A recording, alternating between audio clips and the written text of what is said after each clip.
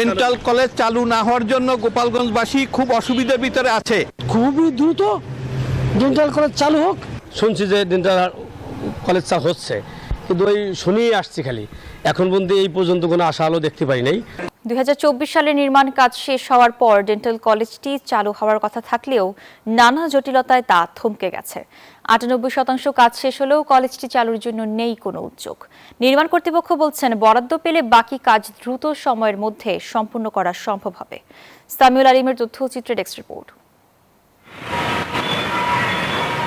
তদারকির অভাবে থেমে থেমে চলছে গোপালগঞ্জ ডেন্টাল কলেজ ও হাসপাতাল নির্মাণ প্রকল্পের কাজ।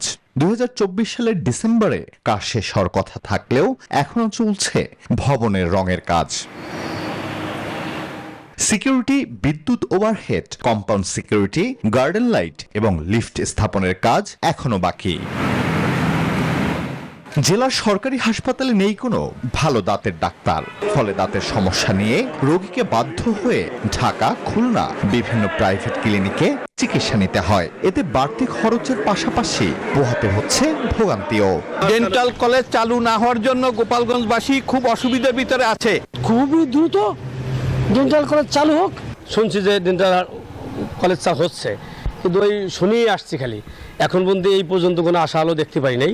হাসপাতালে একজন দন্ত চিকিৎসক থাকলেও মেশিন খারাপ থাকায় সার্জিক্যাল কোনো কাজ সম্ভব হচ্ছে না বলে জানান এই কর্মকর্তা। আমাদের এই যে ডেন্টাল মেশিন আছে তার একটা কম্প্রেসার সমস্যার কারণে ওটা এখনো শুরু করেননি, কিন্তু এটা আমরা অলরেডি রিপেয়ারের জন্য অনুমতি চেয়ে পাঠিয়েছি। এদিকে প্রকল্পের মেয়াদ বৃদ্ধি ও বকেয়া অর্থ বরাদ্দ চেয়ে প্রধান প্রকৌশলী বরাবর আবেদন করা হয়েছে। দ্রুত কাজটি সম্পন্ন করার চেষ্টা চলছে বলে দায়সারা জবাব গণপূর্ত বিভাগের এই কর্মকর্তার। এখন যে অবস্থা আছে এটার ব্যয় বৃদ্ধি ব্যতি রেখে মেয়াদ বৃদ্ধির একটা প্রস্তাব RDPP এটা আমরা ঊর্ধ্বতন কর্তৃপক্ষের কাছে প্রেরণ করেছি। তো এটা অনুমোদন হওয়া সাপেক্ষে এবং বকেয়া বরাদ্দটা পাওয়ার সাপেক্ষে আমরা খুব দ্রুতই শেষ করে হস্তান্তর করতে পারবো। প্রায় 94 কোটি টাকা ব্যয়ে 2018 সালে গোপালগঞ্জ সদরের ঘোনাপাড়ায় গোপালগঞ্জ ডেন্টাল কলেজ ও হাসপাতাল নির্মাণ প্রকল্প গ্রহণ করে স্বাস্থ্য মন্ত্রণালয়। Desk report, news 24।